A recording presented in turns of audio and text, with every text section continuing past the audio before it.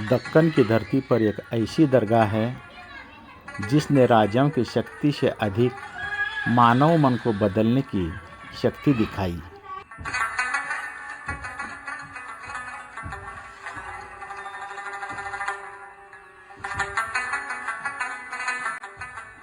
जब हम गुलबर्गा पहुंचते हैं, जिसे आज कलबुर्गी के नाम से भी जाना जाता है, तो यहाँ एक स्थान बहुत शांत और गंभीर रूप से इतिहास की याद दिलाता है।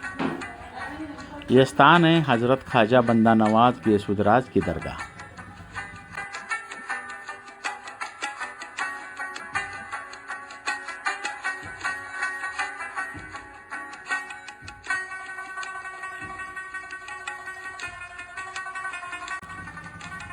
कुछ लोगों के लिए यह एक पवित्र धार्मिक स्थल है।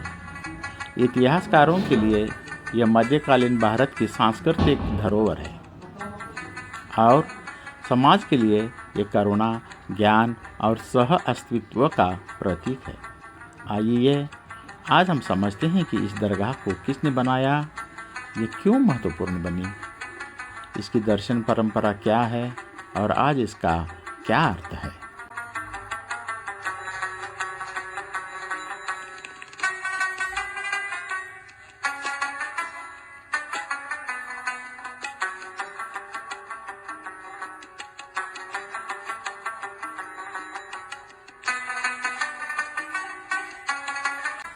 ख्वाजा बंदा नवाज का जन्म उत्तर भारत में हुआ था।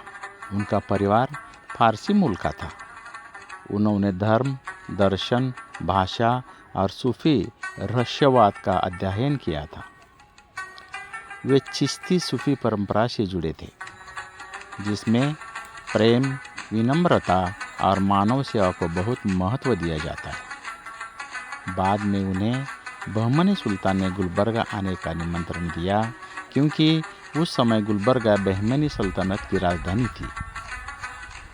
बंदा नवाज गुलबर्गा शिक्षक के रूप में आए। उन्होंने साधारण जीवन जिया, छात्रों को पढ़ाया, किताबें लिखी और आम लोगों से मिलते रहे। जब उनका देहांत हुआ तो उनके शिष्यों और बहमनी शासकों ने उनकी कब्र पर एक साधारण मकबरा और मस्जिद बनवाई। बाद में कई शासकों और भक्तों ने इसे बड़ा और सुरक्षित बनाया। इसलिए आज जो दरगाह हम देख रहे हैं वह किसी एक राजा की नहीं, बल्कि कई पीढ़ियों के सम्मान और स्मृति का परिणाम है। बंदा नवाज केवल धार्मिक गुरु नहीं थे, वे एक विद्वान, दार्शनिक और समाज मार्गदर्शक थे। उन्होंने फारसी और अरबी में कई किताबें लिखी। उन्होंने दक्कनी उर्दू को भी बढ़ावा दिया ताकि आम लोग ज्ञान प्राप्त कर सके। लोग उनके पास शिक्षा, सलाह और विवाद समाधान के लिए आया करते थे। वे सरल बातें सिखाते थे। ज्ञान मानवता की सेवा के लिए होना चाहिए। अहंकार और घमंड दुख पैदा करते हैं।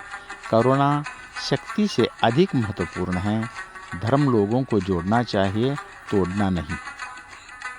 उनके जीवन काल में विभिन्न समुदायों के लोग उनसे मिलने आया करते थे।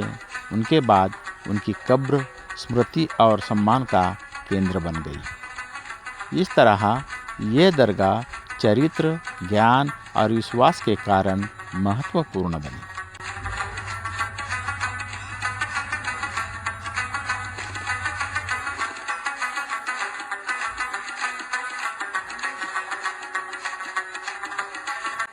बंदा नवाज का अर्थ है मानवों के प्रति दयालु। लोगों ने उन्हें इसी कारण ये नाम दिया। गैसुदराज का अर्थ है लंबे बाल, जो उनके व्यक्तित्व की एक सांस्कृतिक स्मृति है। कहा जाता है कि वे राजसी विलास से दूर रहते थे और साधारण जीवन पसंद करते थे। उनका मानना था कि गुरु को आम लोगों के पास रहना चाहिए। शिक्षा ऐसी भाषा में दी जाए जिसे लोग समझ सके। वे मानते थे कि ज्ञान केवल विद्वानों तक सीमित नहीं होना चाहिए।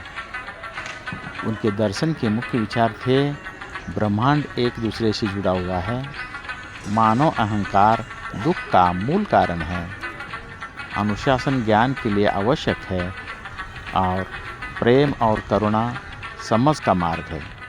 वे कहते थे कि भीतरी परिवर्तन बाहरी पहचान से अधिक महत्वपूर्ण है।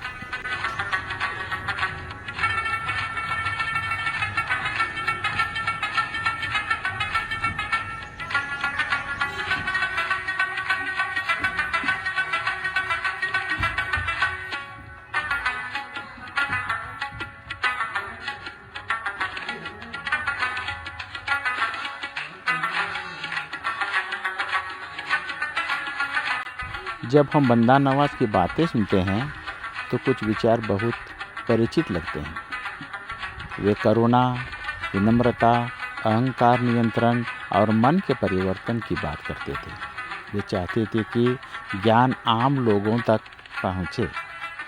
ये विचार तथागत बुद्ध की शिक्षाओं से मिलती जुलती है, जो उनसे कई शताब्दियों पहले भारत में हुए थे। इसका कोई ऐतिहासिक प्रमाण नहीं है कि बंदा नवाज ने बौद्ध धर्म पढ़ा था, लेकिन अलग अलग सभ्यताओं में महान विचारक अक्सर समान मानवीय सत्य तक पहुंचते हैं। ये दिखाता है कि बुद्धि और करुणा किसी एक धर्म की संपत्ति नहीं है।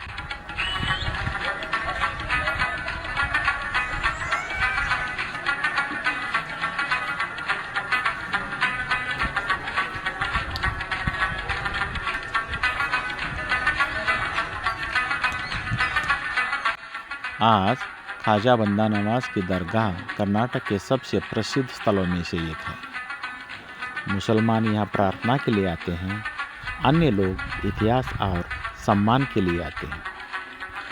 इतिहासकार इसे बहमनी और दक्कनी संस्कृति का प्रमाण मानते हैं। समाजशास्त्री इसे सामाजिक पहचान बनाने वाला स्थल मानते हैं।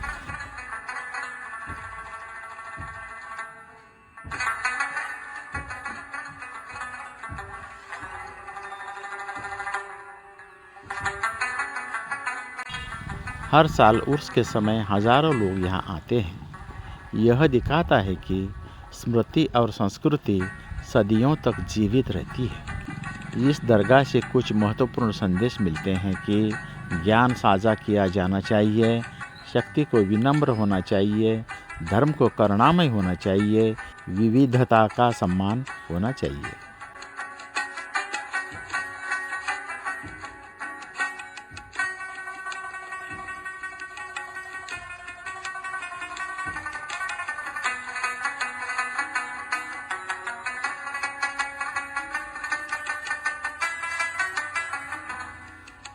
ख्वाजा बंदा नवाज ने कोई साम्राज्य नहीं बनाया, उन्होंने सेना नहीं चलाई, उन्होंने कानून नहीं लिखे, फिर भी उनका प्रभाव कई राजाओं से अधिक समय तक रहा।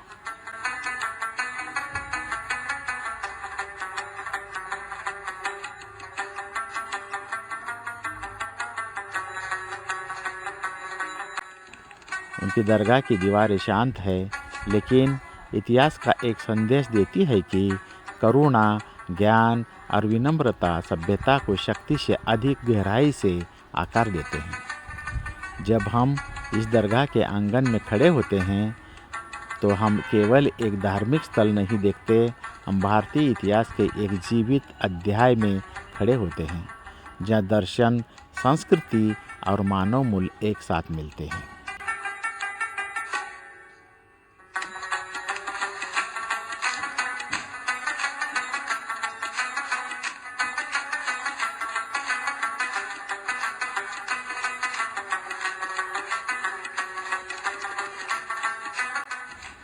चैनल को देखने के लिए आप सभी का धन्यवाद।